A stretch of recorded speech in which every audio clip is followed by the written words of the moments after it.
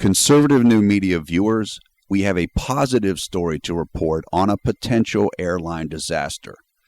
Air Canada flight AC-34, bound from Sydney, Australia to Vancouver and Toronto, Canada, was forced to make an emergency landing shortly after it departed Sydney's Kingsford Smith Airport. Initial reports were that the plane had developed an uncontrollable fire that started in its galley.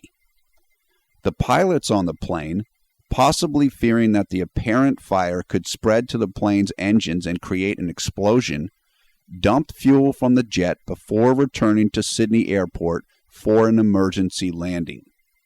We will include a link to a story about this incident in the video description below. The good news here is that it turns out there was no fire on the plane. Instead, it seems that the smoke that had been generated was coming from one of the plane's ovens, but that no fire had actually started.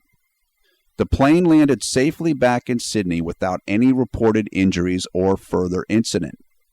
According to the QMI agency report we have linked to in the video description, fire trucks met the plane on the tarmac to ensure all was well after it landed. The plane involved in the incident, QMI reports, was a Boeing 777-233LR. Reporting for Conservative New Media, this is Paul F. Villarreal.